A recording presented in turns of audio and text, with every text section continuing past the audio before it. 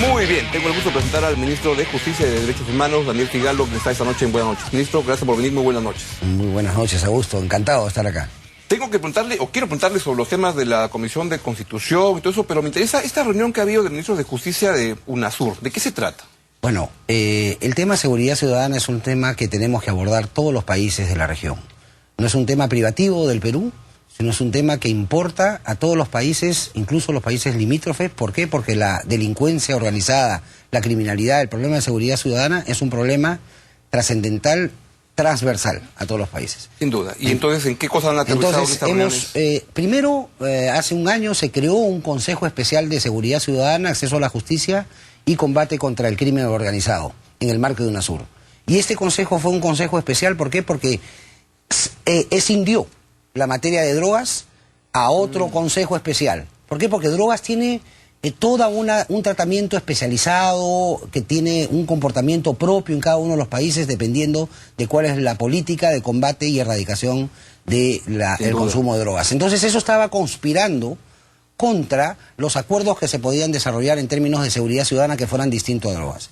Este fue un acuerdo que se llevó a cabo en el seno de los jefes y jefas de Estado de UNASUR, y consideró que el Consejo, que lo integran los ministros de Interior y ministros de Justicia de toda la región, establecieran planes específicos y eficientes precisamente para este marco de cooperación en torno al problema de seguridad ciudadana y crimen organizado y acceso a la justicia, porque también tiene que ver con los derechos fundamentales cuando se propician estas situaciones transversales. ¿Pero ya hay mafias más corporativas, más globales? Claro que sí. Que operan desde Ecuador, Perú, pasan por Colombia. No solo hay mafias más globales que transgreden, pues, ¿no es cierto?, la frontera. La mafia y el crimen no conoce frontera, no necesita pasaportes, claro, DNI, ni tramitación, por ejemplo, para hacer asuntos vinculados con aduanas o nada, ¿no? La mafia siempre transgrede la frontera, no conoce esa frontera. Sin embargo, la operación, por ejemplo, policial, sí requiere toda una tramitación. La investigación fiscal también, la propia judicial también. Incluso, por ejemplo, lo que decíamos eran los antecedentes penales, ¿no?, que se reportan en un país, no son reportados en el otro país. Así que no se sabe el historial de ninguna de las personas una vez que delinquieron en un país o van a delinquir en otro país. Entonces, este espacio era también fundamental para combatir la seguridad ciudadana. Yo quería decirte, Augusto, que este tema de seguridad ciudadana requiere de esfuerzos de corto plazo, sin duda, que son lo que reclama la comunidad intensamente, y de mediano y largo plazo. Ha salido también hoy día publicada, hay que relevar ese asunto, una ley que modifica una serie de elementos del Código Procesal Penal, del Código Penal, vinculado con temas de seguridad ciudadana. Y esto ya encuentra su ámbito regional en este espacio de UNASUR, en el que se ha dispuesto que en 30 días eleven acciones concretas, con metas concretas y con un cronograma concreto respecto a asuntos vinculados con difusión, mecanismos de transferencia de información, elaboración de un digamos, pool o un bagaje de buenas prácticas en varias de las acciones que cada uno de nuestros países realiza en torno a la seguridad ciudadana, ¿no? Entonces, esto se va a realizar inmediatamente. Qué bueno. Y esperemos, pues, ¿no?, que esto colabore y refuerce los ámbitos vinculados con este tema de seguridad ciudadana, que tanto preocupa, es el primer tema, sin duda, de nuestra comunidad, ¿no? Por eso es mi primer tema de la entrevista. El segundo es, ¿qué ha pasado con el día de ayer que ha salido el presidente de la Comisión de Constitución, el doctor Omar Chejade, con algo que a mí me parece, la verdad, que es una manera de sacarle la vuelta al presidente? El presidente dijo que no había indulto y ahora le quieren hacer una figura camuflada en el Congreso para sacarlo a Alberto Fujimori. Bueno, yo no conozco, en primer lugar, desde el Ejecutivo no se ha presentado ni se está estudiando ningún tipo de proyecto vinculado con la modificación de la situación jurídica o la situación de la ejecución de la pena del señor Alberto Fujimori. ¿Qué significa esto? En efecto, el indulto lo que buscaba era el perdón o la extinción de la pena. Correcto. Es decir, que la persona que estaba condenada, por ejemplo, a 25 años en este caso, ya no terminara su condena y saliera en libertad.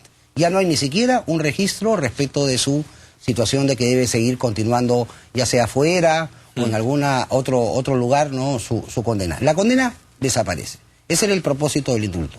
Eso no ha ocurrido. Eso no ha ocurrido. Ahora, respecto de estas hipótesis planteadas que yo no conozco, no veo ¿no es cierto?, cómo se podría establecer tampoco, ¿no?, una materialización bueno, de pero este lo ha dicho el asunto. presidente de la Comisión de Constitución, no lo ha dicho un heladero que pasaba por el Congreso. Ahora, este asunto, el presidente de la Comisión de Constitución, Omar Chejade, la estará trabajando a nivel de su asesoría, no conozco, pero no podría ser, sin duda, un asunto dedicado al interno Alberto Fujimori, sin duda, ¿no? ¿No? Relacionado, no podría. Primero no hay, como sabemos... Pero usted como asesor jurídico del presidente, que es el ministro de Justicia, ¿qué le diría al presidente si es que el señor Chejade promueve esa ley y en el Congreso pues ya veo que están el LAP, el Fujimorismo, el PPC, encantados de la vida y sacan la ley? ¿Qué le diría? ¿Cómo asesoraría usted al presidente? ¿Le diría qué cosa haría y qué cosa hacer? Primero hay un asunto que tenemos que tener en claro en relación a lo que significa la asesoría jurídica, y la asesoría jurídica frente a hipótesis de manera tan abierta, es decir, que no se expresa, ¿no?, ningún tipo, no hay ningún elemento para poder hacer el análisis, es bien complicado realizar. O sea, el presidente no me pediría, ¿no?, una asesoría jurídica frente a un asunto tan general como esta materia. En este sentido, permíteme... usted es abogado, yo sí. No, pero acá el señor Chejade quiere sacar una ley para darle arresto domiciliario para condenados. ¿Qué condenados? ¿Ya tiene la lista de los condenados? Según de Fujimori es el primero, ¿no es cierto? Está pensado para él. Ya, esa ley la aprueban y llega al despacho del presidente. ¿Usted qué le diría al presidente?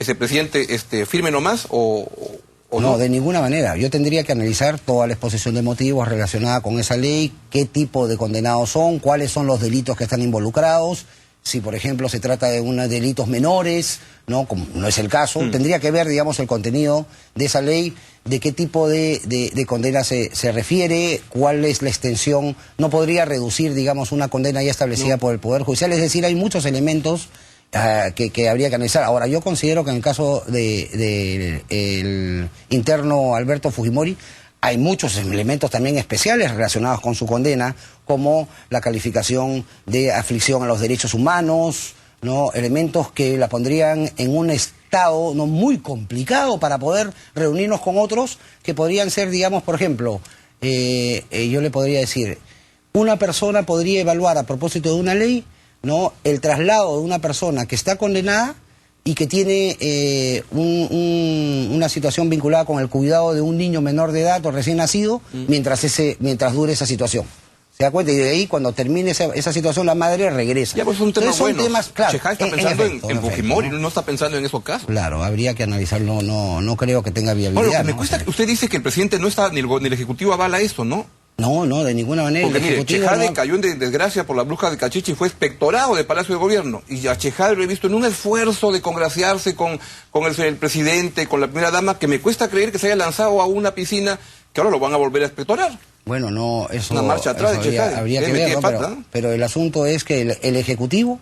No. Y yo como ministro de Justicia ¿No coordina con sus parlamentarios? No hemos visto ningún tipo de proyecto que va en esa línea. ¿Qué tal Chejade? El diálogo con la oposición, ¿cómo lo interpreta? ¿Esto es parte de una política que le han revisado en el Consejo de Ministros o es una iniciativa propia del Premier? No, sí lo hemos revisado, hemos hablado sobre la materia, hay asuntos muy importantes, se están realizando reformas muy importantes a nivel del aparato estatal que provocan reacciones que creo que requieren la reunión de todas las fuerzas políticas. Hay asuntos que provocan nuestra unión y creemos que son importantes ese trazado de puentes para poder ver los temas que requieren una fortaleza política y una decisión política conjunta para abordarlos. Hay asuntos que sin duda van a requerir o provocan ciertas reacciones. Claro. Sabemos, por ejemplo, que la reforma que está vinculada, por ejemplo, en el caso de la ley del servicio civil, provoca reacciones. El status quo siempre, cuando se rompe, va a provocar un espacio de reacción. Hay gente que no comprende el asunto o es mal informada también sobre el asunto, y hay otro tipo de movilizaciones que pueden pretender otras, digamos, elementos para poder sumarse frente a estos temas. Y creemos que hay situaciones que requieren esta reunión de todos los actores políticos. Hay muchos asuntos postergados que tenemos que reformar. Y la fórmula que se quiere llevar a cabo es precisamente potenciar el espacio del acuerdo nacional. Se ha estado trabajando ya en temas de seguridad ciudadana con todos los actores políticos vinculados con esos temas que han asistido a las reuniones convocadas por el Premier en el ámbito del acuerdo nacional. Hemos decidido fortalecer este ámbito precisamente para poder utilizarlo como plataforma de las reuniones y la toma de decisiones en ese ámbito. O sea que va en sin serio duda, sin duda. Y va camino como bien te escuché decir, no a relacionarse a través de alguna llamada por teléfono o algún asunto que no sea institucional. Claro. Siempre buscamos la institucionalidad para poder lograr esos acuerdos y que sean acuerdos que se desarrollen ya en mediano y largo plazo también. Sin perjuicio que hay oposición y gobierno y que hay diferencias, ¿no? Pero acordar ciertas cosas básicas para no haber tanta trompeadera como los últimos 6 meses, que a la gente como que le cansa un poco. Así es, ¿no? así es. Y tenemos en realidad que enfocarnos en estos puntos. Sabemos que son situaciones que pueden afectar a una percepción, ¿no?, de caminos enredados, pero lo que se trata precisamente es llevar a una dirección adecuada a los cambios que requiere este país sobre ciertas materias. La Comisión de la Verdad cumple 10 años en unos pocos días. En el gobierno, ¿cómo interpretan esto? ¿Van a hacer alguna ceremonia especial? ¿Cómo lo están observando? Bueno, hay varias ceremonias que se están llevando a cabo y que hemos recibido las invitaciones, pero sin embargo nosotros tenemos que realizar acciones concretas respecto a las posiciones que se han expresado a propósito de este, que yo siempre lo he dicho, extraordinario documento y estudio que supone el acercamiento, ¿no?, de la reconciliación a propósito de estas fórmulas como la Comisión de la Verdad y la Reconciliación. Uno de los asuntos también que fue tratado ahí fue las reparaciones económicas. Correcto. También las reparaciones simbólicas y las reparaciones colectivas. Hemos hecho un increíble esfuerzo en ese escenario y nos hemos acercado ya no solo a la identificación de aquellas personas que son víctimas, estamos publicando ya en el Diario Oficial Peruano la lista de todas las víctimas que el Consejo de Reparaciones ha identificado, sino también acercándonos a recibir y a mejorar esta entrega de las reparaciones económicas y las reparaciones también colectivas. Es decir, este es un elemento trascendental. Los proyectos que puedan servir para las comunidades que han sido altamente afectadas, para que con esos proyectos desarrollen mecanismos productivos que puedan ayudarlas a salir de esta situación que les afectó. Es decir, también becas, educación, vamos a tratar de incorporarlas también a las víctimas a través del CIFO, estamos estudiando estos asuntos, es decir, hay un trabajo muy intenso en esa materia. Y por otro lado, también lo anunció el día de ayer a propósito de este acompañamiento a la marcha que hicimos en Pichari, lo dijo el Premier, esto lo hemos conversado con el Presidente de la República, que es un asunto, creo, de gran importancia, que tiene un impacto simbólico muy importante y también de reconciliación en relación con las víctimas, que es esto de la hollada.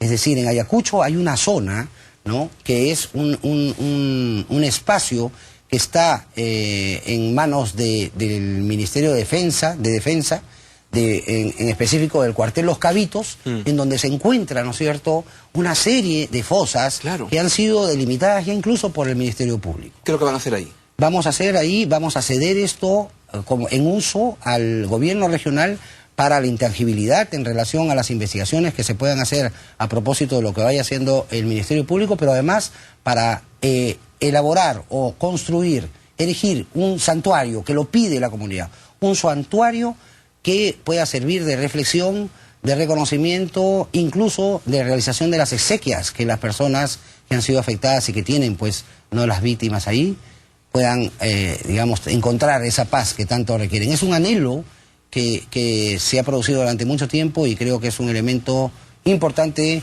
ya de cara a los 10 años de la Comisión de la Verdad. Ministro, usted es ministro de Justicia y Derechos Humanos, y a veces nos preocupamos más de la justicia que de los derechos humanos, y yo lo he escuchado siempre con convicción en esos temas.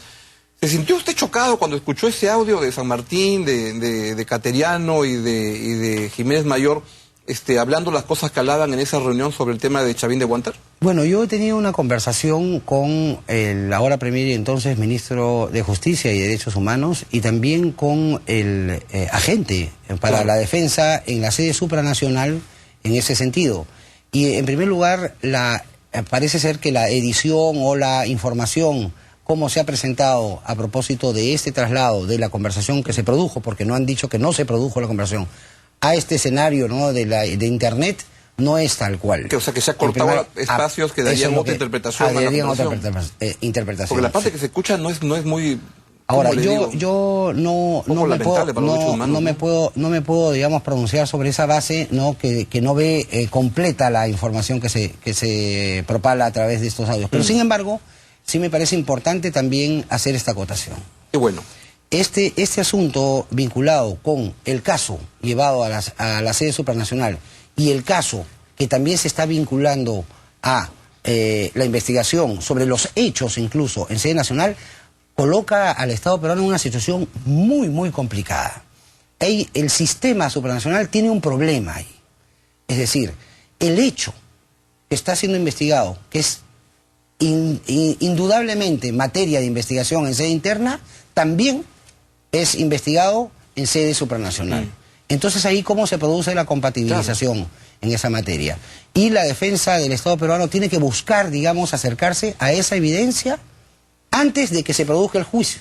De ahí que se comienzan a buscar las evidencias de personajes tan reputados y peritos tan reputados a nivel mundial, que comienzan a arrojar sin ningún tipo de presión, sin ningún tipo de direccionamiento, sus análisis en torno a esta visión técnica. ¿Que van a seguir negando la ocurrencia de ejecuciones extrajudiciales? Bueno, a nivel, lo que yo ya me he reunido también con el procurador a cargo de los asuntos del Ministerio de Defensa y con el procurador supranacional y con los agentes también que están acreditados para el apoyo de esa defensa, hay un asunto trascendental, que es en esta sentencia nacional ya se ha considerado efectivamente el hecho de la muerte de Tito, ¿no? Ya hay una situación que va entonces a ocasionar una posición en torno a eso, ya de cara a la defensa supranacional que nos importa ahora, ¿no? Ministro, sobre el Plan Nacional de Derechos Humanos, aún no se ha terminado de aprobar, ¿no? Y cuando estaba la ministra Rivas, en el cargo en que está usted, excluyó del documento los temas vinculados a aborto y la agenda de la comunidad gay. ¿Qué cosa pasó? Bueno, en primer lugar, el asunto yo tengo una posición y la estoy precisamente llevando a nivel del Consejo de Ministros. Este plan nacional debe ser aprobado por el Consejo de Ministros, consensuado a nivel del Consejo de Ministros, el presidente de la República también lo promulga, ¿no? Y hay un asunto que es claro. La discriminación y la violencia es un asunto que no tiene cabida en este gobierno. Este es un gobierno de inclusión, de todos. ¿Y entonces van a reponer esas Sin partes que fueron duda, retiradas? los temas vinculados con la comunidad LGTBI, ¿no? Son temas que tienen que aproximarse a propósito de situaciones que rechazan todo tipo de violencia o imposibilidad de la denunciabilidad. No tenemos, aunque no lo crea usted, Augusto, no tenemos información clara de cuáles son los niveles de violencia o problemas de denunciabilidad.